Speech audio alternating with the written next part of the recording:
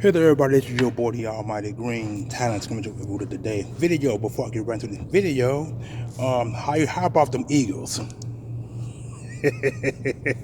Bang, bang, bang, gang, gang, gang, you know what I'm saying? So, before I get to the video about my team, don't forget to comment, like, share, subscribe. Also, don't forget to smash the like, because the likes will get the videos circulating all social media, YouTube land for your enjoying pleasure. And to the ones that are viewing my video without the sub, please go and sub the channel, and you can get to view all the videos that you want at your earliest convenience or without even making a move. Before the right to give me a few seconds right quick.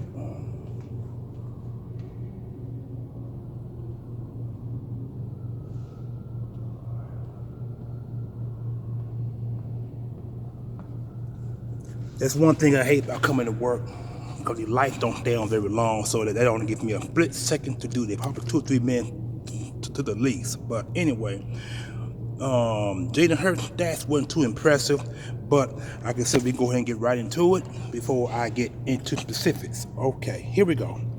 Jalen Hurts had 23 or 31 for 278 yards. His yard per average was 7.0, 2 touchdowns, 1 interception, and his passer rating was 109.5, which is probably his second 100 plus rating in the last few weeks. And don't forget his two end zone pushes. Not end zone pushing, but 2 of his touch push or the Birdie Love shove TDs in part of the overall score. But he did do for 2. He ran for 2. And the interception, I'm quite sure he wish he had back, and that fumble that was caused as well. Rushing, DeAndre Swift had 15 carries for 62 yards, a 4.1 average. His long was 22, no touchdowns. Jalen Hurts had 11 for 21, a 1.0 average. 12 with the long, 1 score. And Gainesville had 8 for 16. 2.0, his long was 5 and 1 score. So those, and they're just rushing. That's part of the 31 points that we scored in the game.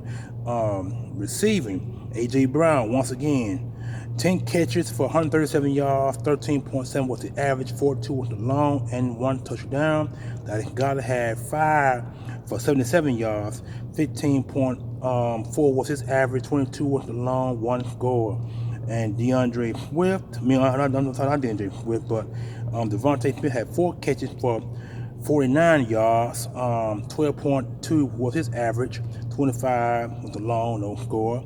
DeAndre Swift had 3 for 13 yards, 4.3 was the average, 8 was the long, no score. And Julio Jones had 1 for 3 yards, 3.0 average, 3 was the long. He only had 1 catch in this game, but you know how that goes out. Okay, defense.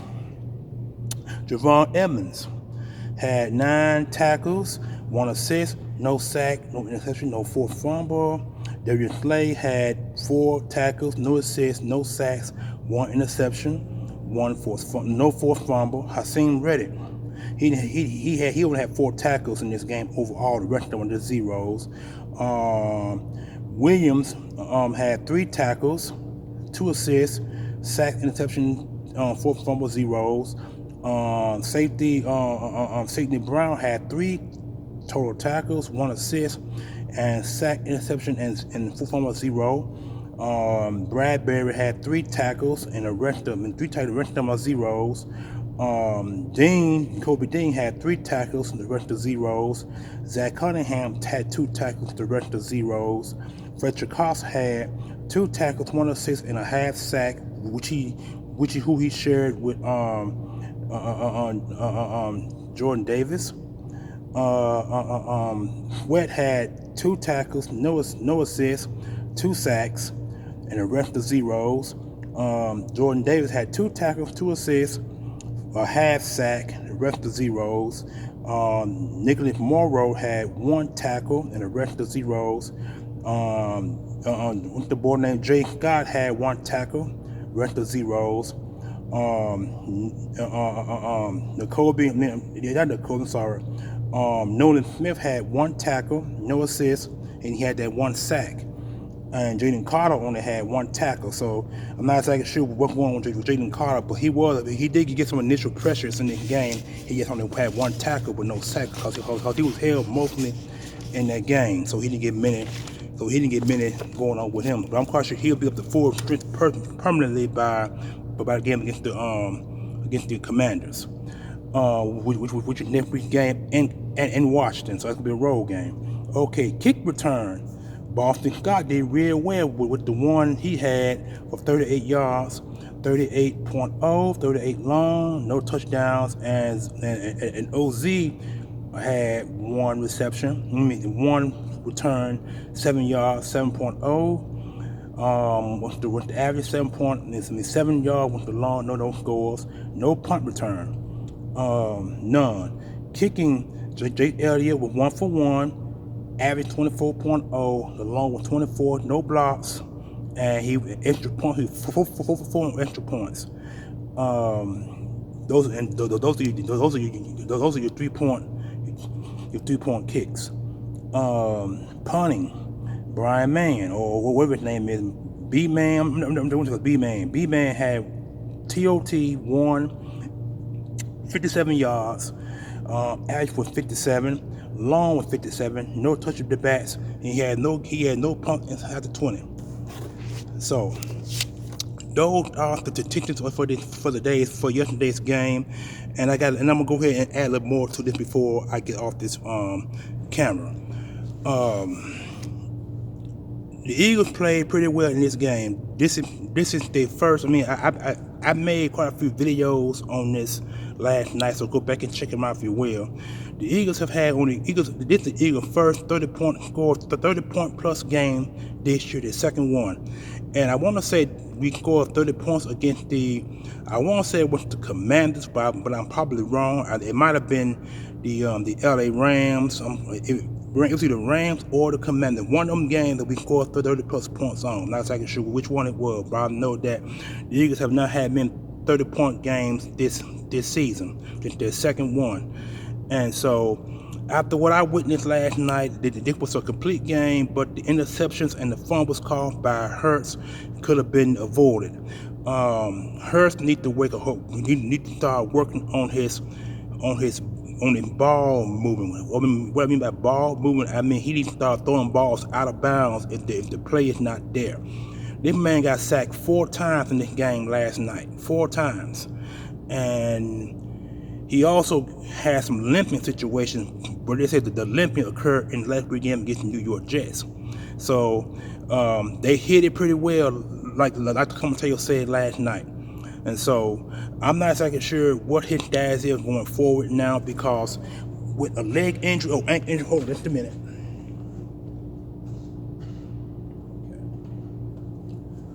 Sorry for them. I'm tired of getting up in the middle of making video, but anyway, with the leg injury that he sustained against New York Jets, because they said that he had on a knee brace in the second half of the game. I really didn't pay any attention to that. And it was either ankle brace or knee brace. It might have been a knee brace. I could be wrong, but they said ankle, but I think they said it was the knee. But anyway, he's taking too many hits in that backfield. Lane Johnson, for the first time in 3 seasons, has a lot of sack, and that streak is officially over. I thought that sack in the New England game, but apparently not. Apparently it was this game here, so I was wrong on that. But anyway, you can go back all the way to week 1 and you view that video where I made the mistake of saying that Lane Johnson a lot of sack. It wasn't. Apparently he has not. So, but the sack did occur in this game against the Miami Dolphins. So he a lot of sack. So that streak is now over. So sometimes streaks come to an end and they'll teach you a lesson. So the Eagles were taught a lesson last week against the New York Jets, and all the sacks occurred in that game, but Lane didn't allow no sack in that game. I think Mar-a-Lago did, and the guys up front. But Lane Johnson kept his protection up until the injury, and he went out. So, but this game here, he allowed a sack. So streak is over with. Now he can move on. The defense did extraordinarily well. The issue with Carter, I'm not exactly sure what Carter's problem was, but I know that in that game he didn't play much. He played a whole lot, but he only had 1 tackle. So that he normally gets 3 or 4 tackles, sometimes 5 tackles, and maybe a sack or 2, but he didn't get none of that in today's game because he had a lot of double protections, double teams and 3 teams, depending on how it is. So, but the Eagles defense fit it extraordinarily well. Got to give it up to Sean Desai. Sean Desai has called a pretty good defensive game in this in this Miami game. He did extraordinarily well. I guess he got tired of being talked about by the media. Philadelphia media will get on your ass. If you do one problem, they'll get on your ass.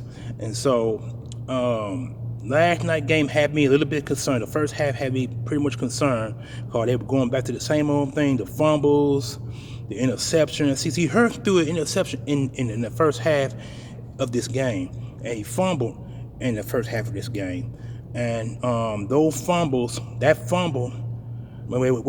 actually both of those points, those fumbles and the interception led to Miami's 14-point score, and the 17-point they had was the field goal. But we had we were 17-10 going into halftime anyway. But so, okay, then I'm wrong. Then he wants to fumble the ball in the second half because he didn't throw no interception in the first half. He threw interception in the first half, and I thought he fumbled in the first half. Apparently not. He wants to fumble in the second half of that game. But either way you look at it, turnovers. No matter what half or what quarter, they're turnovers. And I know Miami did score on both of the turnovers. That I do know. Defense did a magnificent job. Offense did okay. The offense still needs some work. You know what I'm saying? Because it's getting to a point there now where it hurts and begin to target A.J. Brown a lot. Team, like they were saying earlier in this game, or when the game came to an end, the Eagles are going to be facing tougher defenses with better corners. So Hurts is going to have to figure out some way to get the ball to AJ, not to AJ Brown, but to Devontae Smith. Devontae Smith need more balls thrown his way because then guy only had 47 yards in game or 4 passes, and they were all with short passes at that. And that's why his average was so low. His average was, what was the average? Average was, go back and look at that. His average was, 12.2. He normally gets around 14 to 15 yards per average. But that 12.2 is not low, but it's low enough beyond his statistical means. And so something needs to change. The Eagles need to work on the offense a whole lot more because the Eagles defense saved the game. The Eagles defense saved this game for the first time. For the first time most of the season, the defense saved the game. That's one of the reasons why the Eagles were able to get back and forth on the field, get these scores, and start running the game. Because when you got a good defense, you're supposed to have a good offense to complement. Defense, offense complements each other.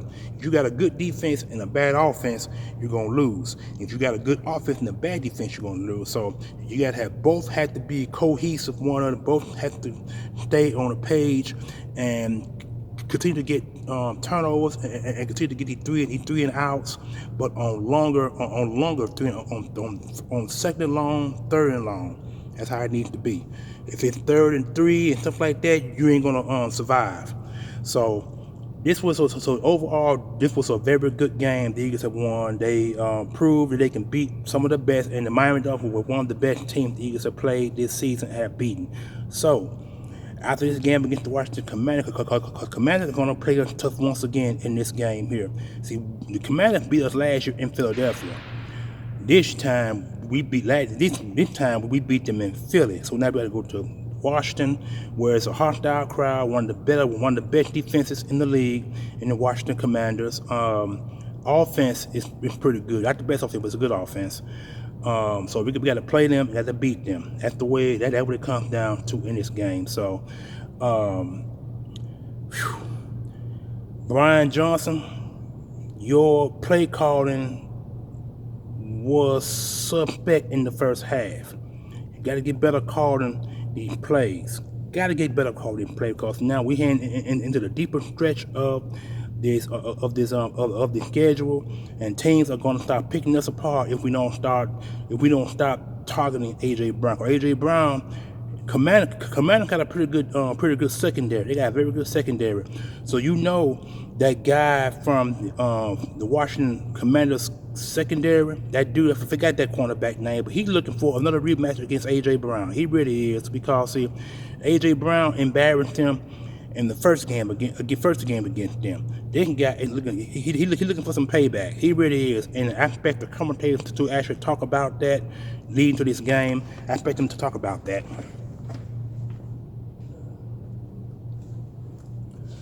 Sorry about that, y'all. But anyway, I expect the commentators to talk about that. I really do. And that's gonna be a good matchup.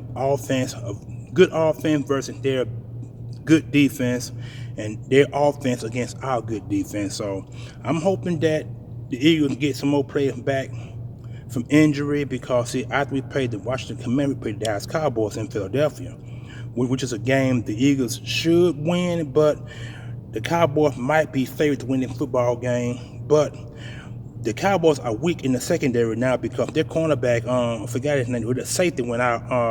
What's his name?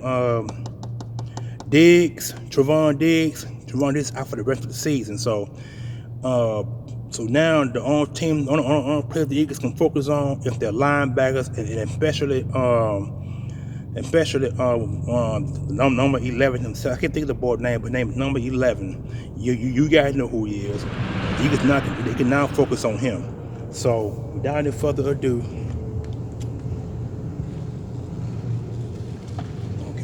Without any further ado, you guys enjoy your Monday. It's a Victory Monday. I just want to get the video made before I go further into depth of what we're going to do. So I will be bringing you guys more videos pertaining to the rest of the season or the rest of the year. The rest of the year in the season, and among other videos as well. So I got more videos coming up, and I also got a treat for you guys coming up as well. So be looking out for that, and waiting for that to come in through the mail. When it do, I'll do that video, and I'm gonna do another videos, some more videos along the way pertaining to comic books, whatever it is. I will be doing it. So anyway, enjoy your Monday, y'all, and I am out of here. The Eagles win. EAGLES, Eagles. We win 31-17 against the Miami Dolphins. The video is now complete. Week 6 is out the way now. Week 7 is out the way, and this is it. This is it, y'all. We get into the meat and potatoes of the football game. We get into the meat and potatoes of this football schedule. That's what I meant to say. We get into it. Time to get our forks. Time to get our knives and put our napkins on our necks and start eating, because it's time to start eating now. Cause we finna start dealing with these big steaks. These real thick steaks. We finna start dealing with these thick ass potatoes, and we finna start digging with these meat, digging with all these stuff on the platter. We finna start dealing with that now. It's coming. It's time for the Eagles to start cutting through these tough ass potatoes, these tough ass meat, tough ass steaks, and start eating. That's what it's time for. Gotta go, y'all. You know what I'm trying to say. I'm out of here. Peace.